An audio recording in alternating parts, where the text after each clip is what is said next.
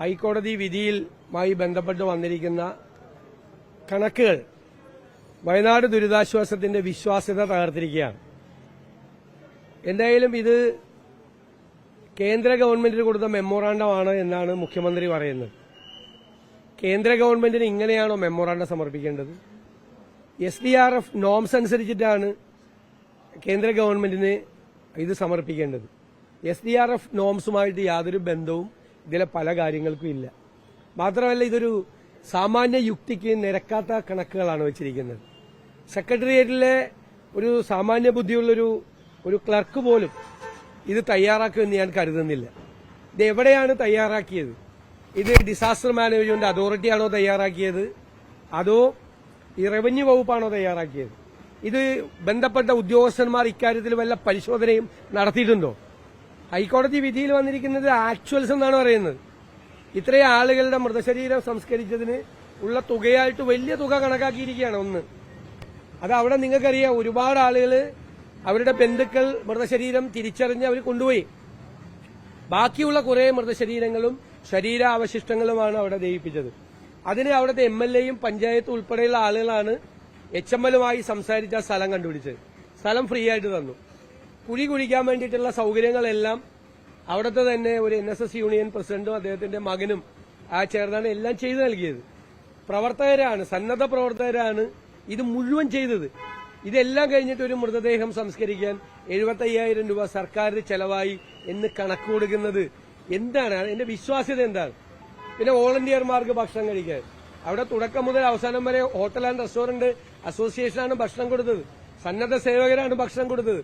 അപ്പൊ ഇത്തരം അല്ലാതെ തന്നെ കേന്ദ്ര ഗവൺമെന്റിന് വളരെ മൈൻഡ് അപ്ലൈ ചെയ്ത് വളരെ നന്നായി ശ്രദ്ധയോടുകൂടി ഒരു മെമ്മോറാണ്ടം തയ്യാറാക്കിയാൽ ഉറപ്പായി ഇതിനേക്കാൾ കൂടുതൽ തുക കേന്ദ്ര ഗവൺമെന്റിൽ നിന്ന് ന്യായമായി നമുക്ക് വാങ്ങിച്ചെടുക്കാൻ പറ്റുമായിരുന്നു.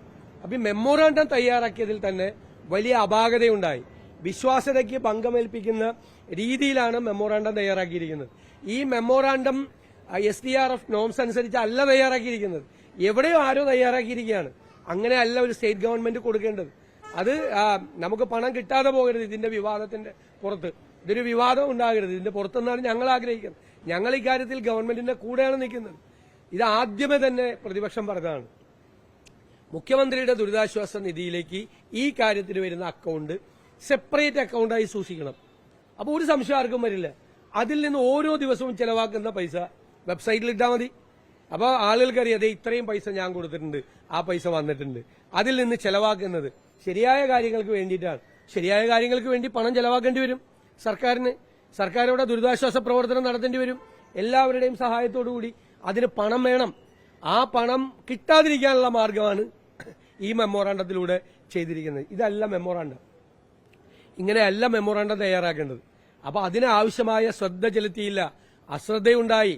സാമാന്യ യുക്തിക്ക് നിരക്കാത്ത തരത്തിൽ, ആളുകളെ തലയിൽ കൈവെപ്പിക്കുന്ന തരത്തിൽ ഈ ദുരിതാശ്വാസ പ്രവർത്തനങ്ങൾക്ക് സഹായം നൽകുന്ന ഒരുപാട് പേർക്ക് ഇതിൽ അവിശ്വാസം ഉണ്ടാക്കുന്ന തരത്തിലാണ് ഈ മെമ്മോറാണ്ടം തയ്യാറാക്കിയത്.